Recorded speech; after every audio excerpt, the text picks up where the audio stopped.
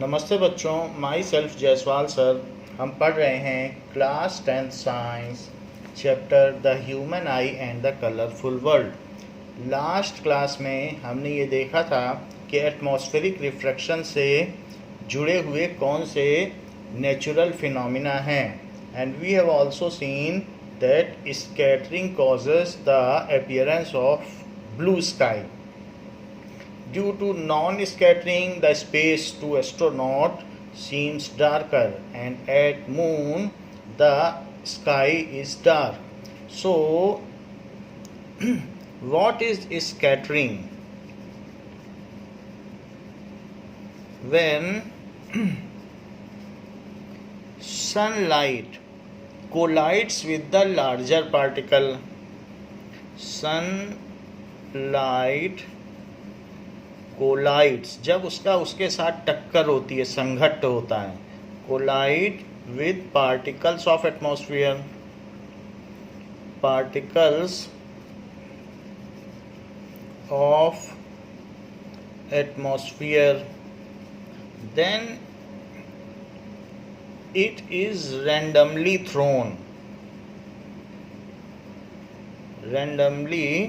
thrown.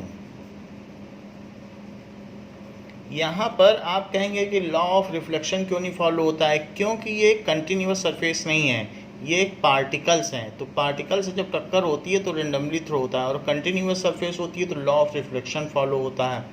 So it is randomly thrown in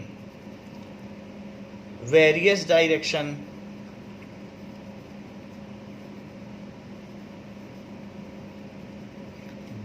It is called scattering.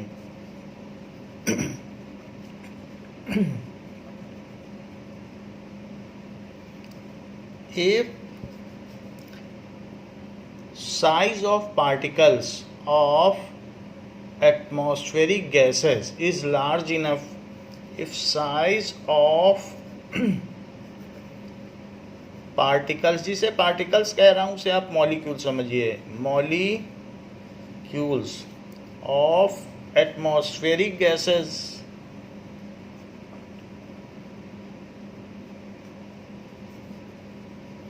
is large enough,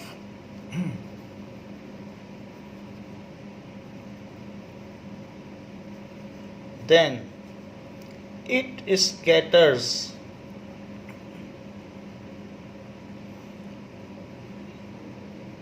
all wavelengths. तो ये जो scatter करती है, so all rays of different wavelengths,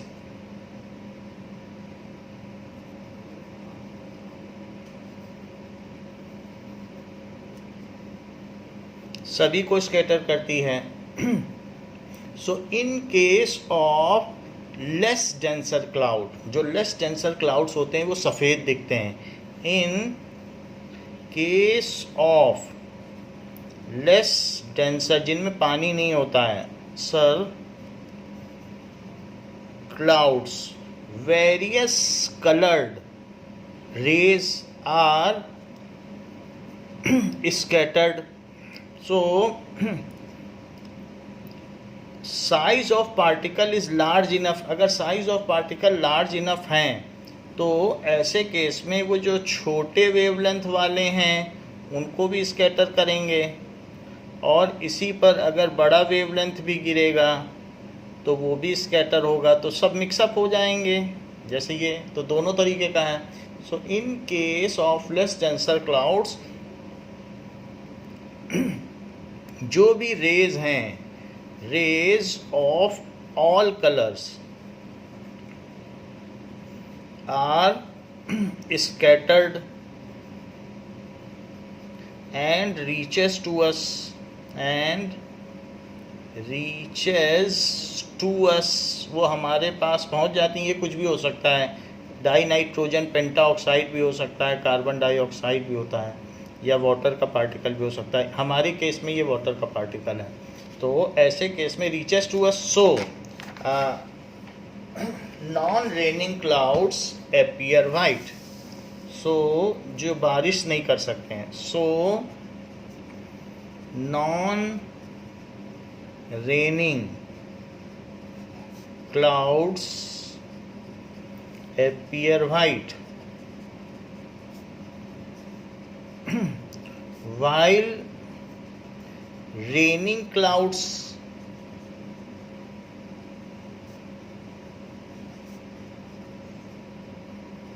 appear black.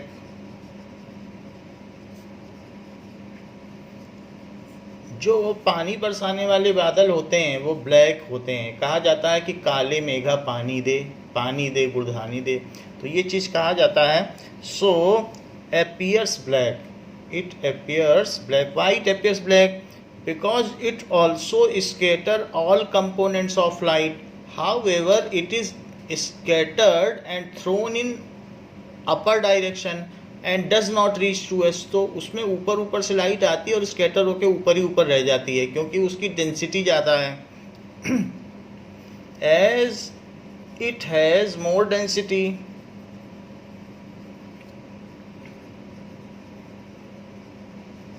so all scattered light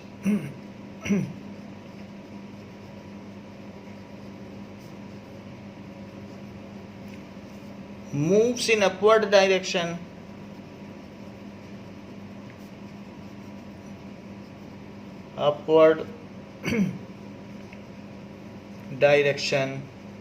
and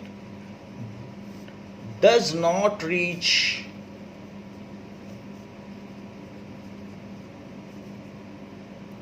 so all है तो इसलिए do लिख लें। Do not reach to observer, वो जो लाइट होगी वो कुछ भी पहुंचेगी नहीं। Do not reach to observer, ऐसा होता है। So such clouds appear black, such clouds appear black when sun is just above our head at noon 12 o'clock. Then sky appears white and at other times it appears blue. When sun is just overhead, then sky appears white and at other times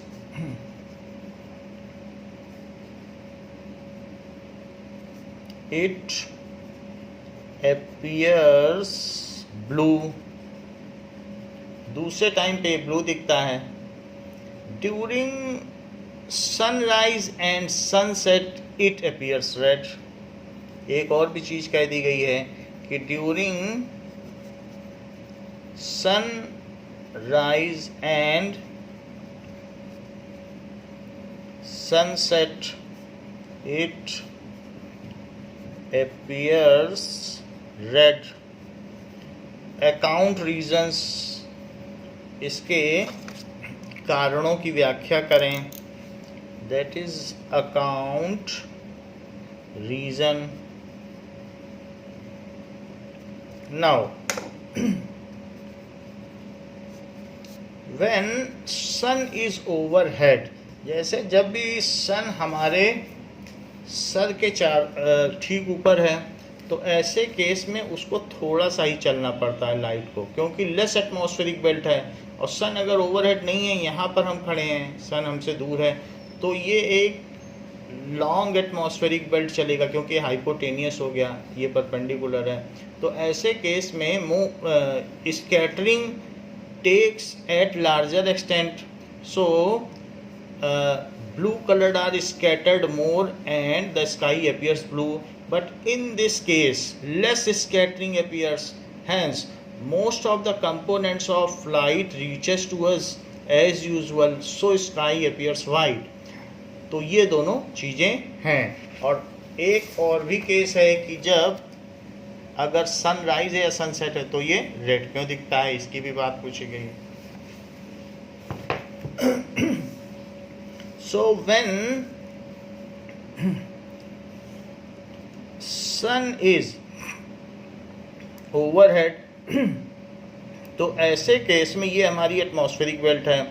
तो sunlight reaches to us with very less scattering, particle का इस तरीके से चारों तरफ बिखर जाना ये स्कैटरिंग कहलाता है। तो very less scattering takes place while when it is away from us. तो अवे होने पर ये हमारे तक पहुंचेगा तो लॉन्ग एटमॉस्फेरिक बेल्ट क्रॉस करेगा। ये इतनी लंबी है, ये इतनी छोटी सी है, और ये कितनी लंबी है, यहाँ से एटमॉस्फेयर है, ये एटमॉस्फेरिक बेल्ट है।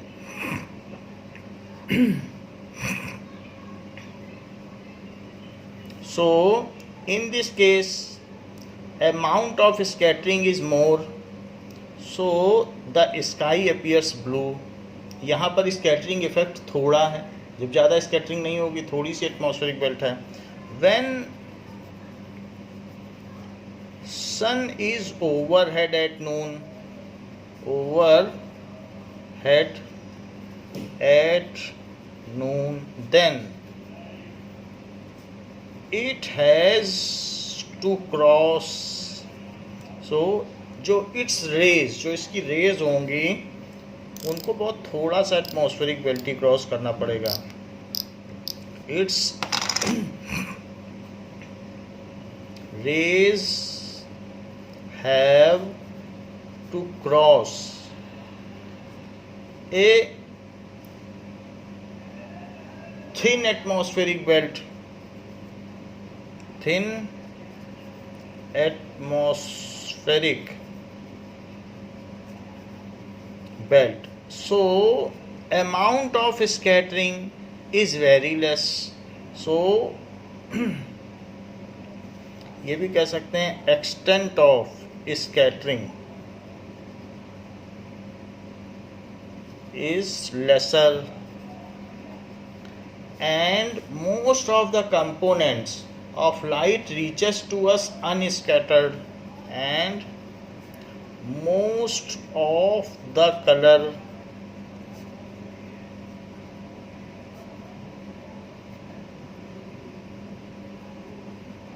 of sunlight reaches to us unscattered, so sky appears white।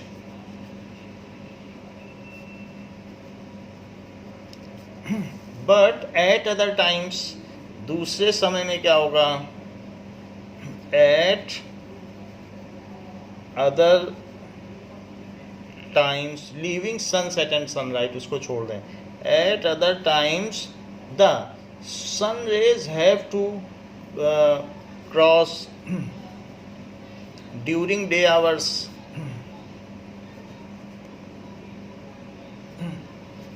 sun rays have to cross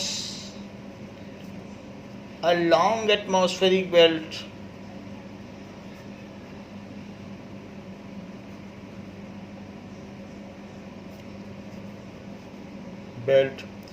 during the course of travel of these rays, during course of travel of these rays, जब ये चलेंगी, then blue colors scatters most, a lot of scattering takes place। पहली तो बात है a lot of scattering takes place, क्योंकि ये बड़ी बेल्ट है, ये छोटी सी है, तो यहाँ ज़्यादा स्कैटरिंग हो रही है। Place in which blue colour, हम ब्लू की बात कर रहे हैं, वॉयलेट का तो हम समझिए 5% ही देख पाते हैं, 95% वॉयलेट हम देख ही नहीं पाते हैं, इसलिए ब्लू की बात की जा रही। ब्लू कलर स्कैटर्स मोस्ट, ज़्यादा स्कैटर होता है। इंडिगो भी बोल सकते हैं, इंडिगो भी कहा जा सकता है, तो इंडिगो भी और ब्लू भी। Scatters most due to its shorter wavelength.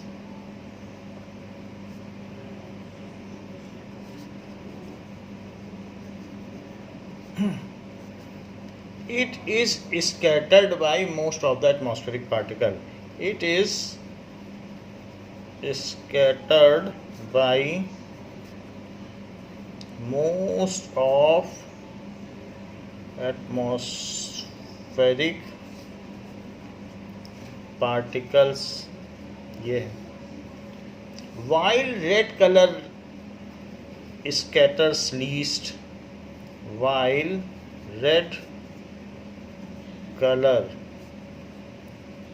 scatter least, वो लीस्ट नहीं, वो स्कैटर नहीं हो पाता है. So red color scatters least and blue color scatters most. Due to longer wavelength,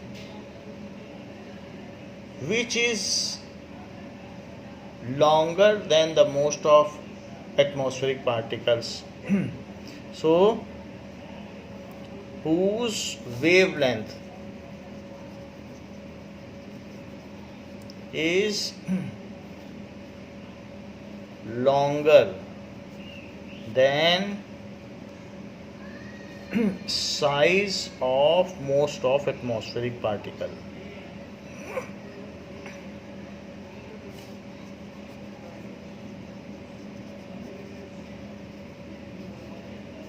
ऐसा होता है. सो दिस रिजल्ट्स, क्योंकि ब्लू कलर ज़्यादा स्कैटर हुआ, so this results in appearance of blue colour sky. This results in appearance of blue colored sky during the time of sunset and sunrise. During the time of sunset and sunrise, the sun is at horizon. Sun is at horizon and rays have to travel a very long atmospheric belt. Have to travel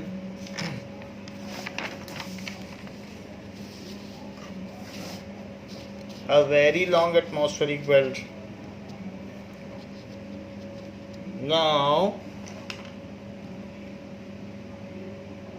so when sun is at horizon, मान लीजिए कि सन अगर horizon में है और sunrise का समय है या सनसेट होने वाला है, तो it is the position where sun is present. तो सन अगर होराइजन में है तो वहाँ से रेस चलेगी और यहाँ तक तो सीधी चलेगी और चलने के बाद फिर यहाँ बेंड होगी और बेंड होने के बाद इस यहाँ तक पहुँच जाएगी. But it is a long atmospheric belt. यहाँ से जो सीधी आ रही है इसके लिए नून है. जो यहाँ पर खड़ा हुआ ऑब्जर्वर है, एक ऑब्जर्वर ये है, एक ऑब्जर्वर ये है, इसके लिए सनसेट है. For this it is sunset. यहाँ जो रे आ रही है सनसेट. लेकिन जो ये ऑब्जर्वर है, एक ये ऑब्जर्वर है और एक ये ऑब्जर्वर है, इस ऑब्जर्वर के लिए तो सन की रे सीधी आ रही है, तो हर एक को सन दिखता है, तो ये इसके लिए सीधी है. यहाँ थोड़ा एटमॉस्फेरिक बेल्ट है, ये लॉन्ग है. तो यहाँ पर तो अब सन मूव कर रहा है या ये कहीं अर्थ रोटेट कर रही है, तो हमारे लिए तो अपरेंटली सन ही मूव कर रहा है. यहाँ से आया और यहाँ गया, तो सन सेट होने वाला है और इसके लिए वाइट एटमॉस्फेयर है. यही सन यहाँ पर जो खड़ा हुआ ऑब्जर्वर है उसके लिए अभी अदर देन नून है, तो उसके लिए सन रेज ऐसे आ रही हैं ये, तो वो भी मुड़ेंगी एटमॉस्फेयर इस तरह से. तो ये ऑब्जर्वर 2 है, ये ऑब्जर्वर और तो इसके लिए ब्लू दिखेगा. इसके लिए स्काई ब्लू है, इसके लिए स्काई वाइट है. हम बात करें सनसेट की, तो इसके लिए रेड क्यों है? So when sun is at horizon, then it has to travel a long atmospheric belt. Then it has to travel a long atmospheric belt. तो उसको एक लॉन्ग एटमॉस्फेरिक बेल्ट से पास करना पड़ेगा. And during the course of travel the red colour, mid course of travel, आधे रास्ते तक, most of the blue coloured is scattered and red the residual rays are only red. Red remain unscattered, और वही हम तक पहुंचता है.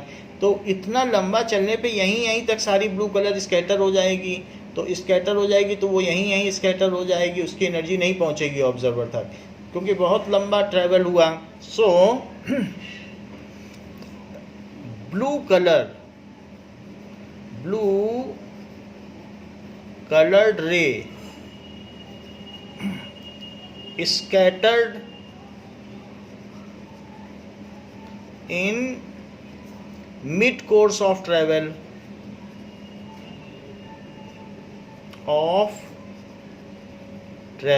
and only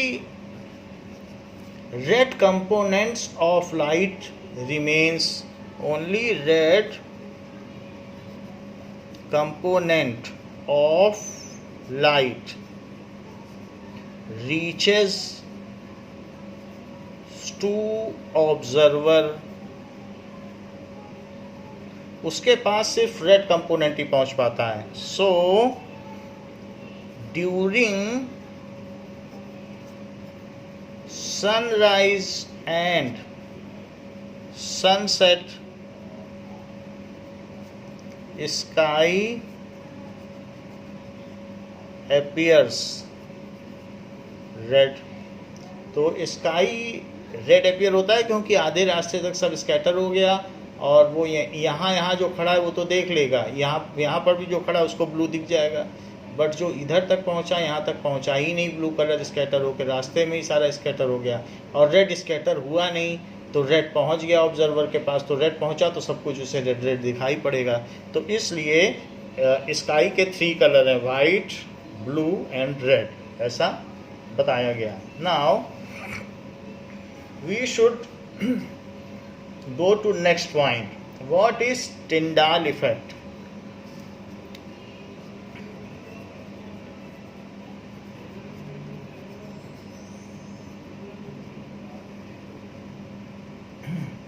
The scattering of light by the particles. So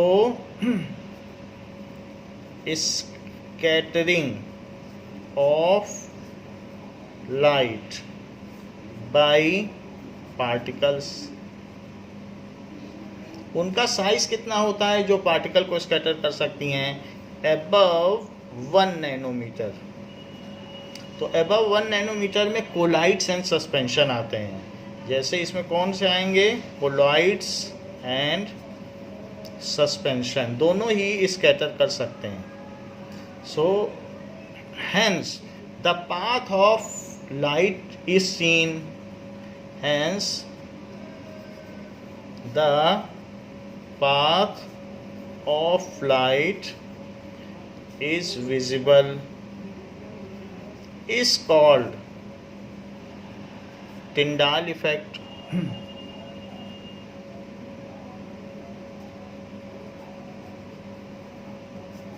So, when light passes through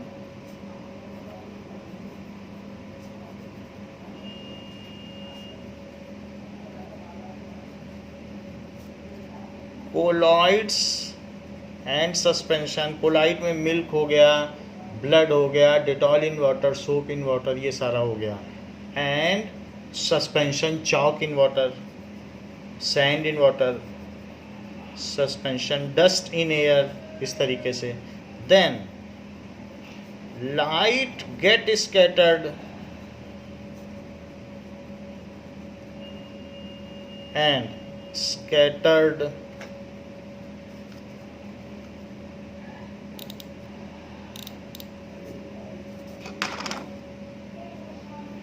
and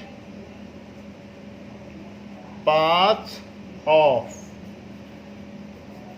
light is visible, तो path दिखाई पड़ता है, it is called Tyndall effect, it is called Tyndall effect, इसको टिंडाल इफेक्ट कहेंगे। अब जरा देखें, now see in this case here we are seeing that in the solution salt in water, torch is the light is thrown from here. In salt in water the scattering has not taken place because the particle of salt जैसे NaCl है तो Na plus और Cl minus इसमें electrolyte हैं, they are very small, less than 1 nanometer, so they cannot scatter light, तो वो light को scatter नहीं कर पाए, इसलिए यहाँ पर लाइट का पाथ आपको दिखने को नहीं मिल रहा है। बट वही लाइट जब डिटॉल इन वाटर में या सोप इन वाटर में या ब्लड में जाती है तो वहाँ पर पाथ ऑफ लाइट दिखता है, तो इस चीज़ को टिंडाल इफेक्ट कहते हैं। अगर आप फिंगर्स के बीच में से टॉर्च की रोशनी डालें तो आपको अपना ब्लड दिखाई पड़ेगा रेड रेड, तो वो टिंडाल इफेक्ट है, क्योंकि ब्लड भी एक कोलाइडल सोल्यूशन है। So this we are seeing as Tyndall effect. इसी तरीके से यहाँ पर भी जैसे फॉरेस्ट है, तो फॉरेस्ट में हम देखते हैं वहाँ डस्ट बहुत ही होती है, तो उसकी वजह से वहाँ पर टिंडाल इफेक्ट देखा जा सकता है, path of light is visible through it.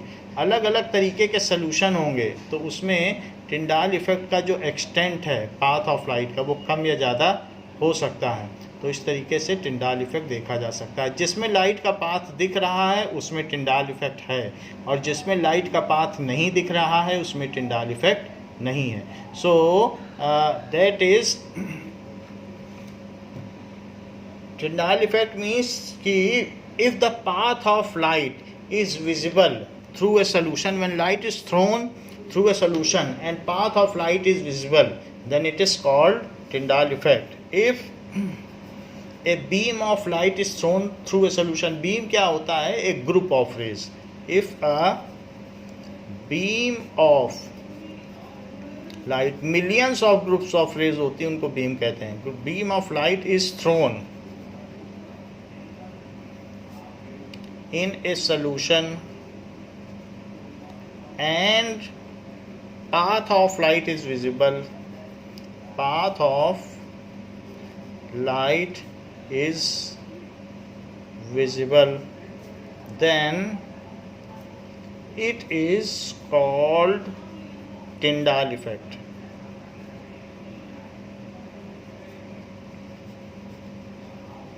अब हम देखेंगे कि ड्यूरिंग सनराइज एंड सनसेट क्यों कलर ऑफ स्काई रेड होता है, इस चीज़ को और अच्छे से समझेंगे।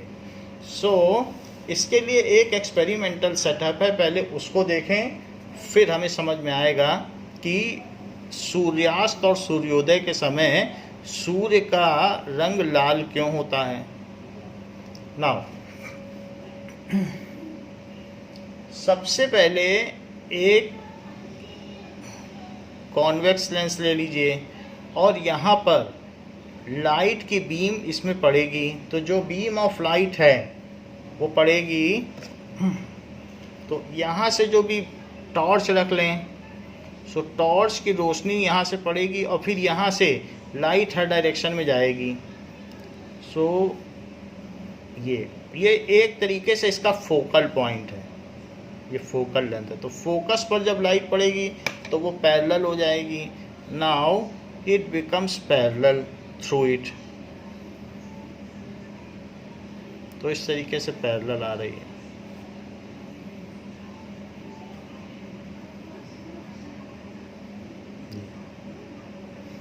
After that take a cardboard, यहाँ पर आप एक कार्डबोर्ड लगा लें और उसमें भी एक होल कर लें,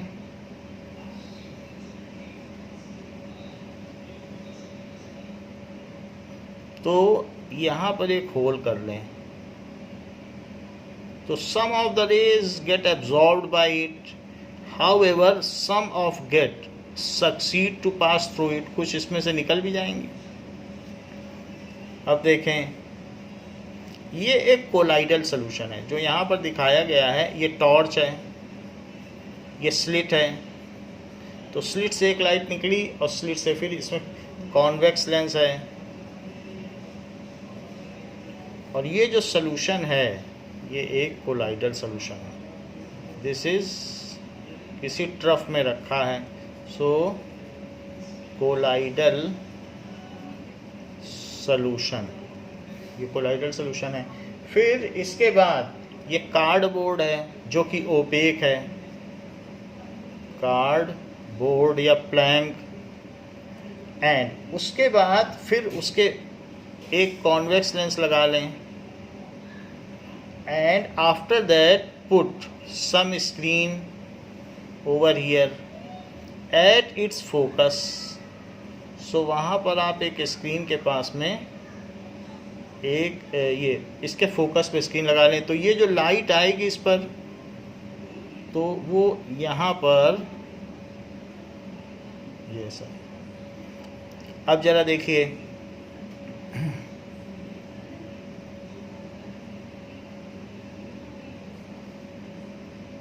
ये सो अगर हम अपनी आइज़ को, ये कोलाइडल सोल्यूशन से जा रही है, तो पार्टिकल में यहाँ पर हर पॉइंट पे स्कैटरिंग होगी, क्योंकि इसमें बड़े बड़े पार्टिकल हैं, तो यहाँ स्कैटरिंग होगी, तो इस तरीके से स्कैटरिंग होगी हर तरफ से। तो जो स्कैटरिंग होगी और कुछ पार्टिकल अनस्कैटर्ड पहुँच जाएंगे, तो ये जो स्कैटरिंग होगी यहाँ, अगर हम यहाँ पर अपनी आइज़ रखें, सभी में से स्कैटर होगी, तो ये जो स्कैटर्ड लाइट है वो हमारी आँखों को दिखेगी। यहाँ पर आप आइज़ रखिए, तो ब्लू कलर आप देखेंगे, इस तरफ से देखेंगे तो आपको ब्लू, क्योंकि जो स्कैटर होने के बाद ये ब्लू लाइट है वो आपकी आंखों तक पहुंचेगी, और रेड तो पहुंचेगी नहीं, क्योंकि रेड तो अपने आप चुपचाप इसके किनारे से निकल गई, रेड अनस्कैटर्ड निकल गई कोलाइडल से, जबकि ब्लू स्कैटर हो रही तो आपको ब्लू दिखेगी, और वहाँ जो पहुँचेगी लाइट वो स्कैटरिंग के बाद ब्लू तो इधर छिटक गई और रेड उधर चली गई। तो रेड जब उधर गई तो यहाँ पर जो डॉट बनेगा वो सुर्ख लाल, that is sharp red, brick red बनेगा। फिर कभी कभी क्योंकि इसमें मूवमेंट होता रहेगा तो कभी ये क्रिम्सन रेड हो जाएगा, कभी ये ऑरेंज हो जाएगा, तो यहाँ पर जो शार्प पॉइंट बनेगा उसका कलर लगातार crimson red, orange, red, yellow ऐसे करके बदलता रहेगा। तो बहुत सुंदर लगता है ये एक्सपेरिमेंट। तो ये स्क्रीन है, अगर आप इधर आइज रखेंगे तो यहाँ से जब देखेंगे तो इसी सोल्यूशन को आप देखेंगे रेड, और यहाँ से देखेंगे तो ब्लू, और यहाँ से देखेंगे तो red.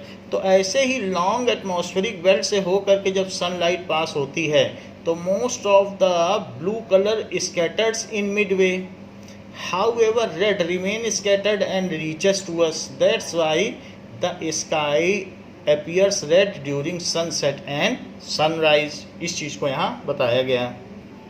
Now we will see the arrangement of operators of scattering of light through colloidal solution. Here you are seeing that during sunset the sky appears red. Understand the blue color of the sky and the reddish appearance of the sun at the sunrise or sunset. Place a strong source S of white light at the focus of a converging lens L1. This lens provides a parallel beam of light.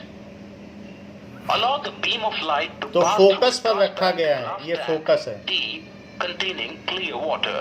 Allow the beam of light to pass through a circular hole C made in a cardboard. Obtain a sharp image of the circular hole on a screen MN using a second converging lens L2 as shown here. Dissolve about 200 grams of sodium thiosulfate hypo in about 2 liters of clean water taken in the tank. आप soap भी add कर सकते हैं, soap या Dettol. Concentrated sulfuric acid to the water. What do you observe? You will find the fine microscopic sulfur particles precipitating in about 2 to 3 minutes. As the sulfur particles begin to form, you can observe the blue light from the three sides of the glass tank. This is due to the scattering of short wavelengths by minute colloidal. So from three sides, from this side and the back side, three side से ये blue light दिखेगी, लेकिन यहाँ से अगर हम देखेंगे तो पार्टिकल स्कैटर होकर इधर ही तो आएंगे, तो यहाँ से हमें सब ब्लू दिखेगा, बट उस साइड अनस्कैटर्ड लाइट पास हो जाएगी, तो उसमें रेड के कंपोनेंट, येलो के और ऑरेंज कलर के ही कंपोनेंट वहाँ पहुँच पाएंगे. Sulfur particles. Observe the color of the transmitted light from the fourth side of the glass tank, the circular hole. It is interesting to observe at first the orange-red color and then the bright crimson-red color on the screen. This activity demonstrates the scattering of light that helps you to understand the bluish color of the sky and the reddish appearance of the sun at the sunrise or the sunset. Light from the sun near the horizon passes through the thicker layers of air and larger distance in the Earth's atmosphere before reaching our eyes. However, light from the sun overhead would travel relatively shorter distance. At noon, the sun appears white as only a little of the blue and violet colors are scattered. Near the horizon, most of the blue light and shorter wavelengths are scattered away by the particles. So in this way we have seen that the scattering of light through a colloidal solution. So you will perceive that it is a sharp point of crimson red होगा या brick red में बदलेगा या orange, ऐसे ये बदलता जाएगा. So due to the variable, इसमें जो वेरिएशंस होगा इस स्ट्रफ में, उसकी वजह से इसका कलर चेंज होता रहेगा.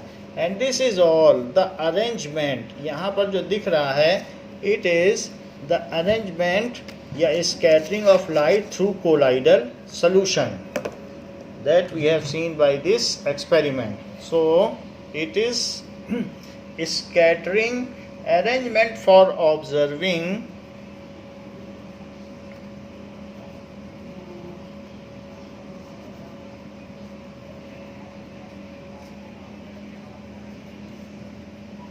scattering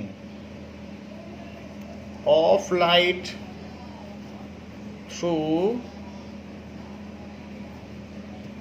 colloidal solution.